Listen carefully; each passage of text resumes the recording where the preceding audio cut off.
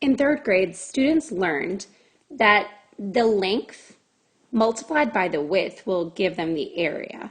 So this year in fourth grade, we learned the formula that area equals length times width. The length goes this long way, and the width is on the side right there. And so students learned that by multiplying the width times the length, or the length times the width, they would find the area, the space inside a figure or a shape. So this year we plug in those dimensions to the formula. So A equals 6 times 4. Therefore, A, or area, equals 24 square units.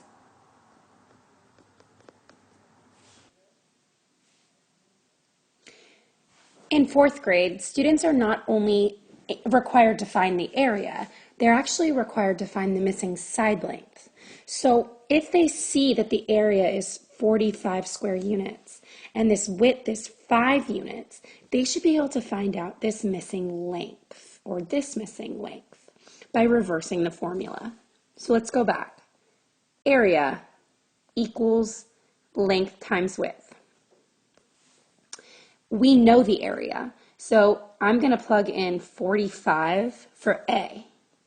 45 equals, we also know this width. 45 equals L times 5. Our students know that the inverse of multiplication is division. So I could actually flip this right here into a division sentence to solve for L. 45 divided by 5 is going to give us L. So using my multiplication facts, my division facts, I know that 9 equals L because 9 times 5 is 45. So this missing length is 9 units. So let's go back to our original rectangle, a 4 by 6 rectangle. Students know that perimeter is length plus width plus width, or perimeter is 2 times length plus width.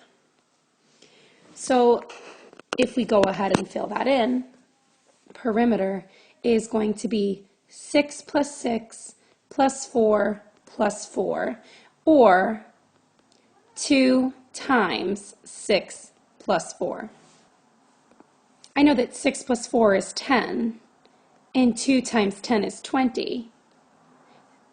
So the perimeter is going to be 20 units. The perimeter is measuring the length around a shape, so it's not in square units, it's just in regular length, regular units, 20 units. Not only are students expected to find the perimeter of a shape, they're also expected to find the missing side length when given the perimeter.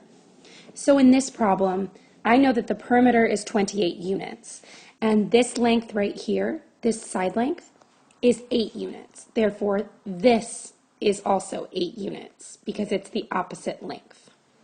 And we know for rectangles, the opposite sides are the same.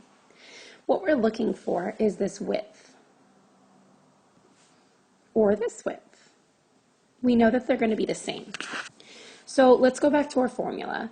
P perimeter equals length plus width plus width. So let's put in what we know.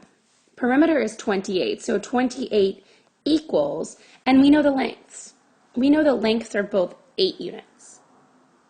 8 plus 8 plus W, because those are still unknown. Well, I know that 8 plus 8 is 16. So if I think about this on a bar model or a part-whole model, I know my whole is 28, and I know I already have 16 split evenly across 2 lengths. And now I need to figure out what I have left. I know that 28 minus 16 gives me something left.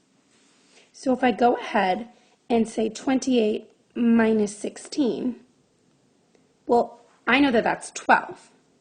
So I have 12 units left that are split equally between two lengths. I know that 12 split in 2 is 6.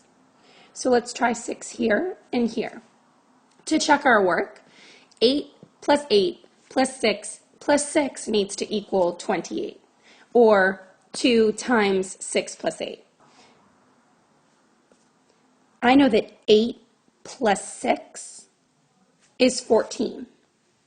And if I double that or multiply it by 2, 14 times 2 is 28. So all of the side lengths added up equals a perimeter of 28 units. I just went backwards from using my perimeter, using what I know about perimeter and the information that I had to figure out the missing side length.